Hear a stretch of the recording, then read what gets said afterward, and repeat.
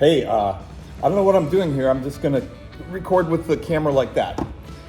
I have almost a full pot of water here at 176 degrees, which is the preferred temperature for green tea. The reason I have the pot full is because I plan on sitting here for a bit and I want the water to help keep itself warm. I'm using this. I'm not even sure how to pronounce it. Liu An Gua Pian. And I don't know any of those words.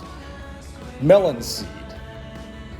I usually read a lot about the kind of teas I order. This one, I, for some reason, didn't. Haven't. And I think that maybe going to make it interesting for me to just talk about a tea I don't know anything about. The first thing I noticed is the way the leaves are. Maybe for the middle people. Which way? This way? Normally, green tea, Chinese green tea, is the very end of the tips, the growing tips, usually picked in the spring before the leaves generally form on the plant. These all look like they are the second or maybe third leaf. I've not heard of a plant that does that. Oolongs take the lower leaves, but this, I don't know what it is. This is not I don't think this is a usual green tea, which by the way which refers to the way the tea is processed.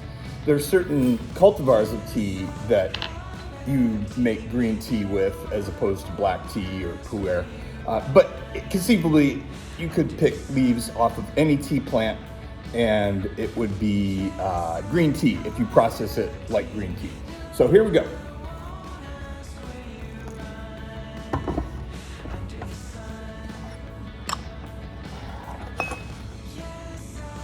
What I'm doing here is I'm just wetting the leaves up. It allows you to, perfume right away. Laundry kind of perfume. Oh, roasty, toasty, toasted, not roasted. That's one of my favorite things about green tea is the way you can taste the wok. They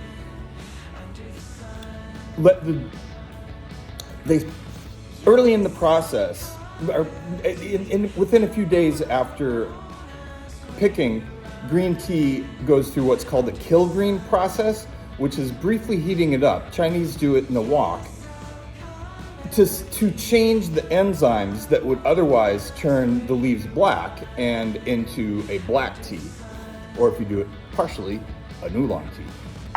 I like green tea the most. Maybe it's because it's not something that you need to really slow down and pay a lot of attention to experience. But you can, and that's what I'm doing today. I'm taking green tea that I normally would be, I need some caffeine, and seeing what it gives me.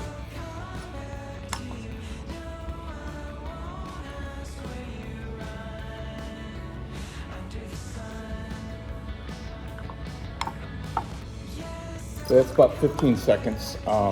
Look at how nice and green that is. That's exceptional. That is very bright. It's a very bright green. That's really nice. That's, it's,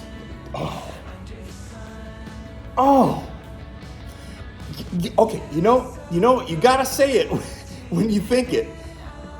The cleaning materials for a bathroom in a public park in Minnesota, which is good. I like the way the soap smells. It doesn't smell like a bathroom. Wow. And obviously it's some kind of flower that if I were more educated among scents, I would be able to identify better. But this is just great. Usually I would do 3 or 4 steepings in the gaiwan, but because I'm taking my time and enjoying it, I'm going to slow down and do it one steeping at a time for a while.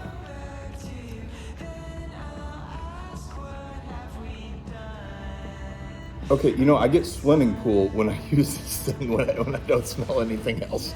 This is an aroma cup. It's meant to concentrate the aromas. Usually used for oolongs, but you can use it for any kind of green tea. I didn't get any additional smell there.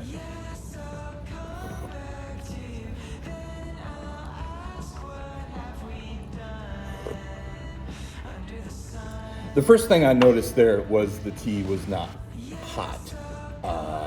This is one of the things with green teas. You want to maybe drink it quickly because it doesn't start out really hot. The reason you do that is because the good stuff in the tea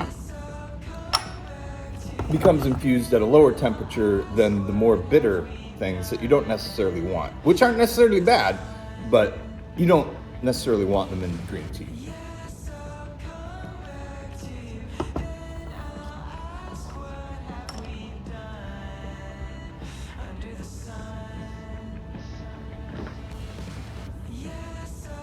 That was my cat.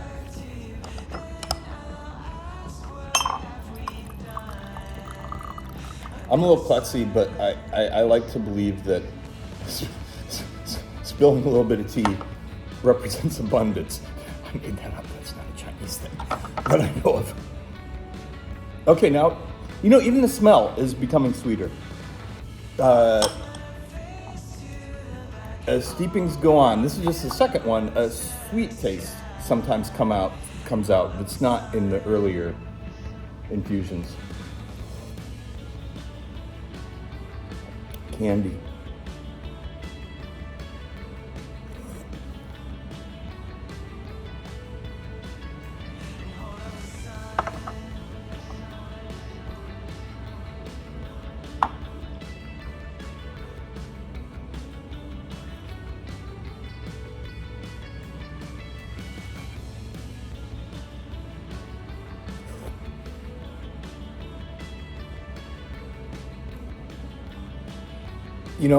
Usually when something comes to your mind, it ends up being correct later, and right there, molasses came to my mind.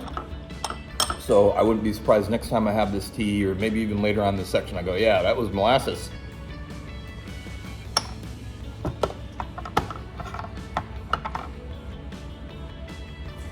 I'm starting to feel a little bit of the stimulation from the tea. This is very pleasant, but let's see what happens on the third steeping here.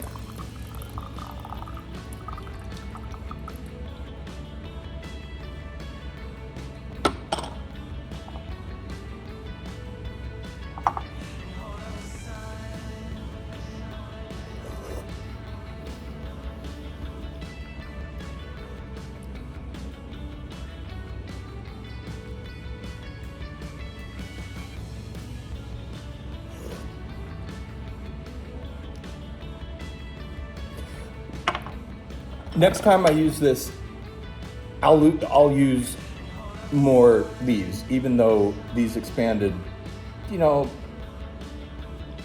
kind of up to the top. But I can do a full gaiwan on any kind of tea. The reason I'm saying that is because I'm not getting any really strong flavors or really obvious flavors. I have to search for it.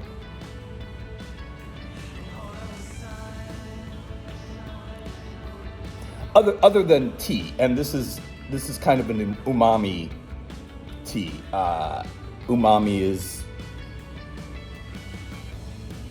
I taste in shapes more than a lot of people, and unami is various kinds of round or sphere to me. I was recording myself like this the other day, and I go, well, not chicken eggs, but maybe dinosaur eggs. And it's really, what was in my mind really.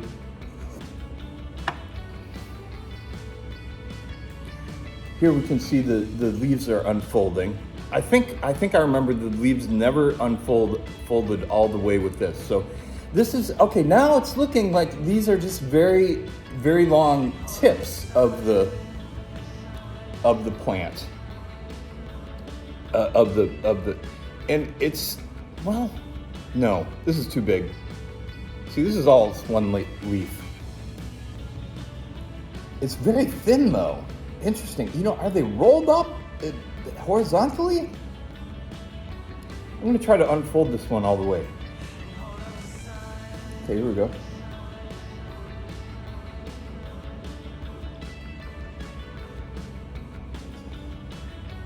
With the quality tea, even if it's like an aged tea that's been packed into a brick for decades, if when you hydrate the teas, they look like they're just picked, that's good.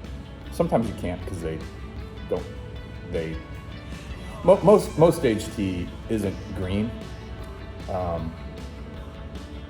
But here, I should show you what I got here. Which way is it here?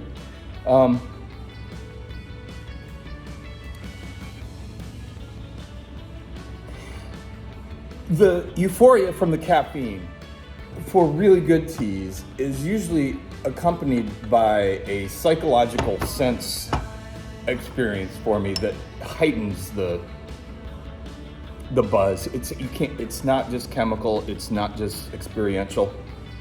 It's a whole experience that includes flavor, texture, the way it feels in your stomach, the way it sticks to your throat or doesn't. There's just so many dimensions. You can. It's not surprising when you discover a new tea dimension. One I recently discovered was was part of the tongue does it taste sweet on? It's usually on the sides, but I had a pu'er that was on the top of the tongue. It's strange. This one, as you see, I steeped it for considerably longer.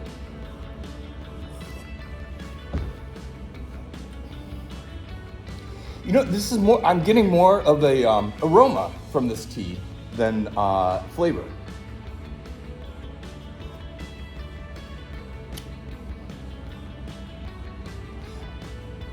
Very interesting. So this is 4 steepings, and they were pretty short, but the flavor was fading on the last one, and I thought that just steeping it for several extra seconds might bring out some flavors that I wasn't tasting before, but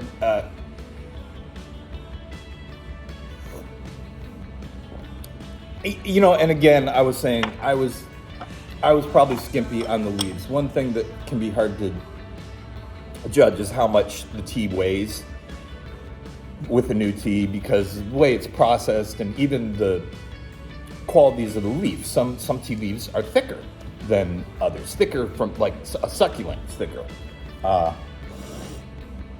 And they'll brew differently, and also one leaf will weigh differently. So I know now that I can be heavy-handed with this Liu An Gua Pian. Liu An Gua Pian. Usually, I'm guessing Luan is a location and Gua Pian means melon seed. I don't know. It could be the opposite though.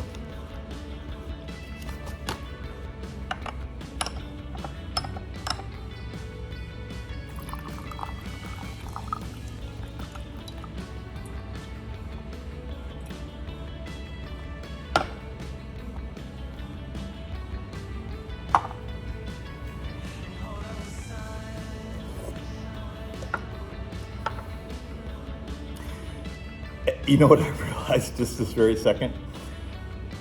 I like green tea as the first tea of the day because it only does a few steepings, and I always want to get at least 2 or 3 teas in a day. I do a lot of short videos. I try to play drums with the teaware. I think that you've probably seen those if you're watching this. I don't know if anybody's going to watch this all the way through. I might. If I was lonely and wanted to drink tea with somebody, I have some green tea. Oh, I have some melon seed green tea. So, leave a comment if you want to do like a double screen tasting. That would be a great idea. Let's do that.